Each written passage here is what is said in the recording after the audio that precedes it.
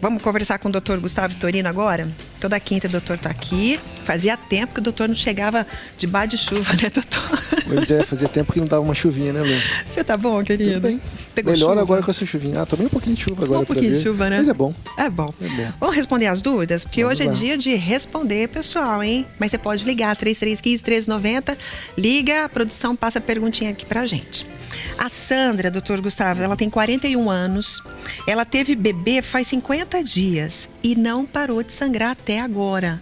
E ela ainda completa que ela fez laqueadura e ainda amamenta. Qual que é o risco aí desse sangramento? Não tem muito risco, Lu. Ela passou, assim, vamos dizer, do prazo médio que as pessoas costumam sangrar. Em geral, o sangramento gira em torno de 30, 35 dias, na média, tá? E também não é o mesmo sangrar, sangramento, então, Lu.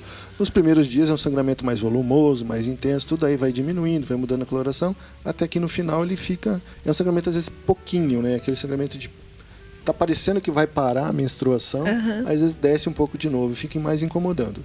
Se tá desse jeito, eu posso dizer que é normal, por estar amamentando e por ter feito laqueadura não vai mudar isso, tá?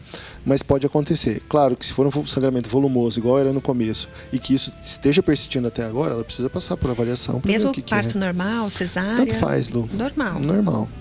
O risco é o mesmo. Então, se aumentar o volume de sangramento... Se voltar a ficar num volume como foi nos primeiros dias, que normalmente é um volume mais exagerado, e persistir assim, aí tem que ser investigado uma possível causa. Senão é considerado normal. Perfeito.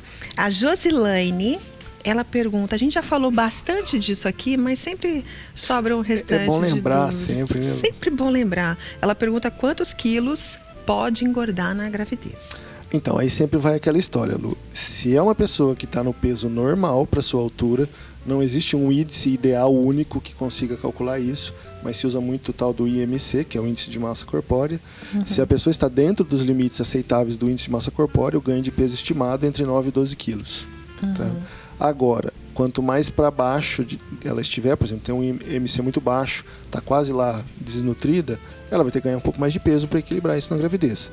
Se ela já está acima do ideal dela, aí vai ganhar menos. Eu sempre dou exemplo assim, olha, uma pessoa de 1,70 m que está pesando 110 quilos, não tem que ganhar nada na gravidez. Né? Tem que perder. Na verdade, a gente não quer que ela perca, mas se ela não ganhar, tá ótimo. Tá ótimo. Porque o que vai estar acontecendo? Ela se alimentando adequadamente tem um ganho calórico ideal e ela consome um pouco da reserva que ela já tem. Entendi. Então ela não precisa ganhar peso, desde que seja uma gravidez que esteja indo normal. Então depende muito do peso inicial. Vamos supor, uma pessoa da minha altura. Eu tenho 1,70 m. Certo. Peso 68 quilos. Tá ótimo. Quantos quilos eu poderia engordar? De 9 a 12. De 9 Isso a seria 12. o ideal. Porque esse é o peso que geralmente todo mundo fala, que é né? o que vai ganhar. É o peso do bebê, mais o aumento do tamanho do útero, que ele vai ganhar um peso por causa disso. As mamas que aumentam, o volume de líquido amniótico, a própria placenta, tudo isso vai pesando. Então, somando tudo, vai dar lá 6 quilos. É um absurdo 30 quilos, então, né? Não dá, né? Um absurdo. Não, nunca vai ser normal você ganhar 30 quilos na gravidez. É, sinal que exagerou. Exagerou demais. Joia, vamos lá. O nome dela é Dila, tem 32 anos, fez 2 cirurgias do coração. Certo. Uma reconstrução da aorta e um stent. O que é stent? Stent é aquela molinha que às vezes a gente coloca, se tiver uma veia entupida lá no coração, aí você pode colocar o stent para ele abrir e fazer voltar a circulação normal ali. Certo, ela fez 2 cirurgias, essa e a reconstrução da aorta. Ela diz que a primeira cirurgia ela fez há 6 anos e a segunda faz 3 anos. Certo. Então, faz 6 anos que ela fez tudo. A dúvida é, pode engravidar? Então, Lu, vai depender do estado atual dela hoje. É claro que ela precisa passar com um cardiologista, novamente, a gente precisa da ajuda dele. Se ele falar, olha, da cirurgia da aorta não ficou sequela, do stent está controlado, ela não usa nenhuma medicação específica e não teve nenhuma complicação desses problemas cardíacos dela, como, por exemplo, uma que é importante, que é a hipertensão pulmonar, que é um aumento da pressão na artéria que sai ali do coração para ir para o pulmão, chama artéria pulmonar, por isso chama hipertensão pulmonar, ela poderia engravidar. Tá? Agora, quanto mais complicações ela teve com relação a essas cirurgias, medicações eventualmente que ela esteja usando e a descompensação que ela tenha disso, cirurgia da aorta é uma cirurgia considerada complexa. Tá? Então, se tiver alguma restrição, às vezes o próprio cardiologista vai falar, olha, melhor não engravidar. Melhor não engravidar. Porque aumenta o risco da mãe nesse caso, né? Da mãe. É da mãe, não é do bebê ou da gravidez em si. A gravidez causa uma sobrecarga cardíaca além de 50% do trabalho normal do coração. Então, se ela tem um problema prévio que já interfira demais nesse período, essa sobrecarga é que vai causar complicação para ela. E para o bebê não teria problema, então? Não, para o bebê não. Na verdade, ele fica na dependência do risco da mãe. Óbvio, se a mãe não está bem, o bebê não vai estar bem. Entendi. Né? Mas se ela estiver bem controlada, é bem tranquilo. E os bebês que têm algum problema cardíaco, é por conta da mãe ou não?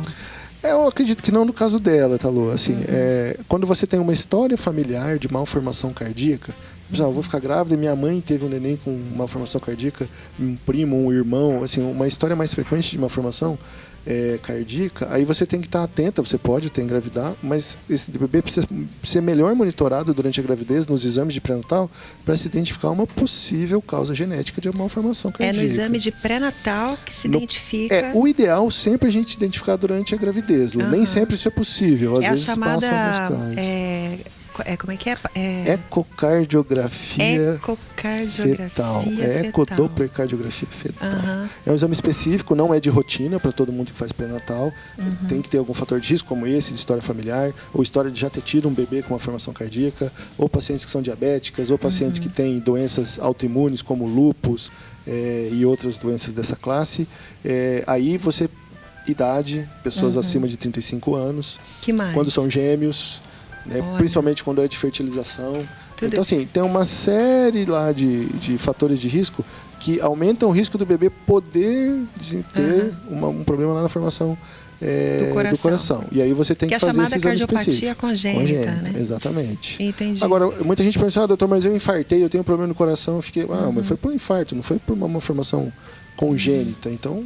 assim, não é qualquer doença cardíaca que vai aumentar o risco. Vamos listar, então, quais são as possíveis causas do nenê ter uma cardiopatia congênita? Vamos lá de novo. Então, diabetes, o diabetes materno, né? A mãe com diabetes. História familiar importante.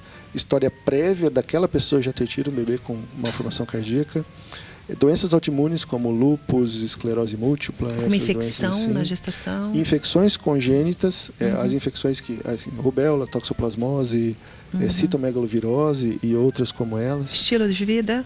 Estilo de vida, que vai entrar em uso de abuso de álcool e drogas, e várias drogas. E quando a gente fala droga, não é só droga ilícita, são as drogas lícitas também. Por exemplo, um medicamento, até andei pesquisando. Existem algumas medicações. Medicamento para acne parece que também pode desenvolver, né? Pode. O tal do Roacutan, né? O Roacutan. O Roacutan, quando você está usando, é recomendado que você não engravide naquele período e algum tempo depois que para o remédio. Por isso que o dermatologista é bem criterioso no uso do Roacutan. Mas tem casos também de mães que tiveram bebês assim? Tem. Não, às vezes não tem. Assim, em suma, embora tenha essas causas externas, Lu, pode ser uma causa genética, foi uma coisa da formação do bebê mesmo. Então, algumas mães podem não ter histórico de nada disso, ser completamente normais, e, infelizmente, na formação do bebê formou lá um probleminha no coração. É verdade. Por isso que, gente, tem que sempre conversar com o seu ginecologista, né? Fazer todos os exames antes. Porque são nos exames que você pode identificar. Infelizmente, a gente não consegue identificar todos, Lu. Pois é. Por mais que a gente tenha todo esse cuidado, que tenha tudo isso e seja bem criterioso nos exames, ainda assim, um percentual de até 15%, 20% das vezes pode passar um bebê que eventualmente tinha um problema no coração e não conseguiu identificar durante a gravidez. Ver, né? Vamos lá. A Juliana, ela foi internada com crise de enxaqueca. Ô, Juju, tadinha. Eu tenho amigas que, olha, sofrem com enxaqueca, hein? Tem pessoa que tem crises feias, Lu, bem intensas. Tadinha da Juliana. E deram morfina para ela de 2 miligramas para tomar. Bastante ou pouco? É uma dose padrão, Lu. Padrão? Não é muito nem pouco. Você poderia até usar mais, né? Mas é uma dose meio que padrão. A dúvida da Juliana é que ela tá grávida de 16 semanas e tomou morfina. Ela tá com medo. Não, provavelmente não vai causar problema nenhum, Lu. Assim, a morfina, a gente não tem uma segurança absoluta para dizer, não pode usar, não tem problema nenhum. Mas o uso esporádico, eventual, como no caso dela, que foi uma crise que ela teve, foi para o hospital e tomou, e principalmente nessa fase que passou do primeiro trimestre, que é o período de principal complicações de formação para o bebê, dificilmente vai causar um problema. Tá? Claro que a gente não vai ficar usando a morfina, não, vai tomar e vai ficar usando a gravidez toda. Mas nessas crises agudas, muito intensas de dor, que outras medicações mais comuns não conseguiram resolver, se precisar, pode ser feita a morfina, sim. Entendeu, Ju? Então, Fica tranquilo. Tranquilo. Não, Fica tranquilo. Isso aí pode ficar tranquilo. Eu acho que o maior problema seria o excesso da morfina no Exatamente. caso, né? Tem pessoas que são dependentes, né? Acabam ficando viciadas, né? E dependentes da morfina. Pois é. Aí é complicado. Doutor, até quinta. Até quinta, Lu. Espero que sem chuva, né, pessoal? Porque a gente chega aqui... Na hora de chegar aqui é melhor. Pode chover durante o dia, mas na hora de chegar é melhor parar um pouquinho. Eu ia falar uma coisa aqui, mas eu acho que o horário permite que a gente chega na TV com essa chuva igual um pinguim molhadinho. Né? Exatamente. Até quinta, tá, doutor? Até quinta, Lu.